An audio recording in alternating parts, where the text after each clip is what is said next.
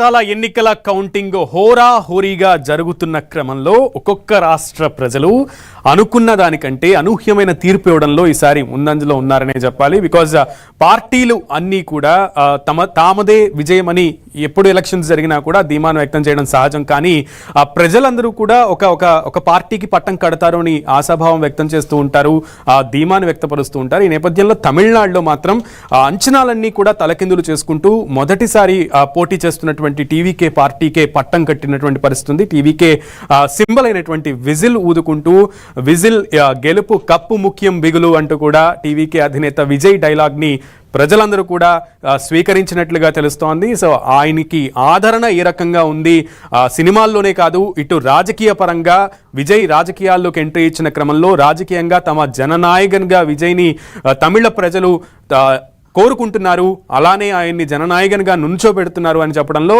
ఎటువంటి అతిశయోక్తి లేదు. తమిళ ప్రజలు ఆ విధంగా తీర్పునిస్తున్నారు. ఇక కేరళం విషయానికి వస్తే ఎల్డీఎఫ్ పార్టీ అధికారాన్ని కోల్పోయినటువంటి పరిస్థితి కనబడుతోంది. సో కోల్పోయే దిశగా అడుగులు వేస్తోంది. అక్కడ యూడీఎఫ్ ఎక్కువ స్థానాల్లో ఆధిక్యాన్ని ప్రదర్శిస్తూ కూడా ముందుకెళ్తోంది. ఇక పశ్చిమ బెంగాల్లో ఉత్తరాన ఉన్నటువంటి పశ్చిమ బెంగాల్లో ఎన్నికలకు సంబంధించి ముందు నుంచి కూడా ఉత్కంఠభరితంగానే పోలింగ్ జరిగింది. అండ్ అలాగే పోలింగ్లో గందరగోళ వాతావరణ పరిస్థితులు ఉన్నాయి. సిఆర్పిఎఫ్ జవాన్లు ఎంతో టైట్ సెక్యూరిటీతో ఎన్నికలు నిర్వహించినటువంటి పరిస్థితి ఉంది.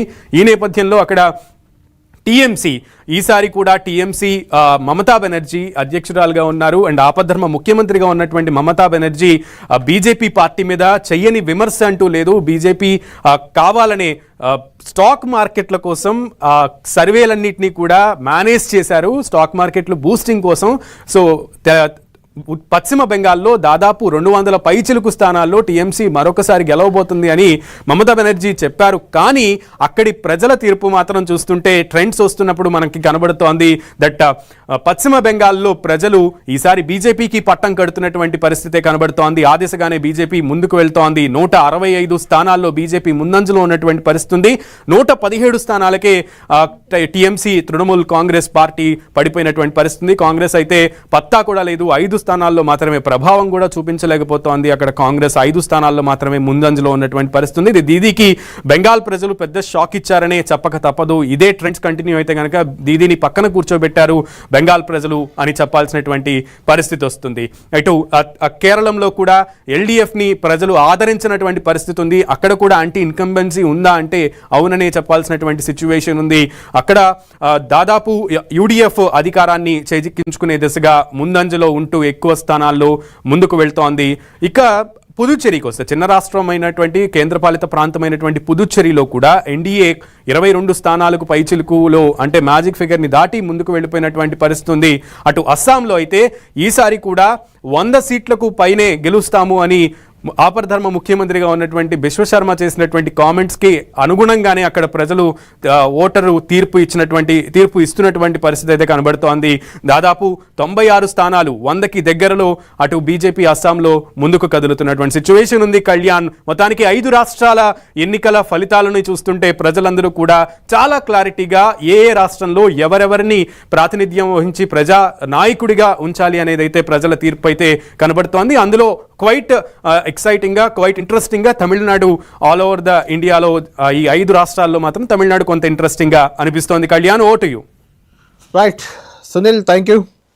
మొత్తానికి 4 స్టేట్లు కేరళ, పశ్చిమ బెంగాల్, పుదుచ్చేరి, అస్సాం చాలా క్లియర్గా ఉన్నాయి. అక్కడ ఏ పార్టీ అధికారంలోకి రాబోతుంది తేలిపోయింది. కానీ తమిళనాడు మాత్రం ఇంకా కొంత సస్పెన్స్ కంటిన్యూ అవుతుంది. 100 సీట్లు దాటాడు విజయ్. అయినా 118 మ్యాజిక్ ఫిగర్. అక్కడ 110 వరకు వచ్చే అవకాశం అయితే కనిపిస్తుంది ట్రెండ్ చూస్తుంటే. మరొక 5-6 సీట్లు తక్కువ పడితే అప్పుడు ఏం జరగబోతుంది?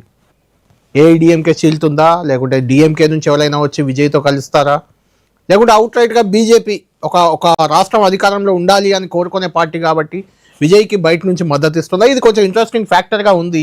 ఏదేమైనా దేశంలో ఉన్న ఒకే ఒక కమ్యూనిస్ట్ రాష్ట్రం కేరళ అధికారం కోల్పోయింది. అక్కడ కమ్యూనిస్టులు అధికారం కోల్పోయారు. అక్కడ కూడా యూడీఎఫ్ ఘన విజయం సాధించిందని చెప్పాలి. 100 సీట్లకు చేరువైంది. 40-50 సీట్ల దగ్గరే లెఫ్ట్ పార్టీ ఉంది, సిపిఎం అలయన్స్ పార్టీలు ఉన్నాయి. దీనికి సంబంధించి జూలకంటి రంగారెడ్డి గారు మనకు ఫోన్ లైన్లో అందుబాటులో ఉన్నారు, మాట్లాడదాం ఒకసారి. రంగారెడ్డి గారు, మీ చేతిలో ఉన్న ఒకే ఒక కమ్యూనిస్ట్ రాష్ట్రం కూడా కోల్పోయారు. చాలా స్ట్రాంగ్. కేరళ అంటేనే కమ్యూనిస్ట్ గుర్తొచ్చే స్టేట్ ఒకటి.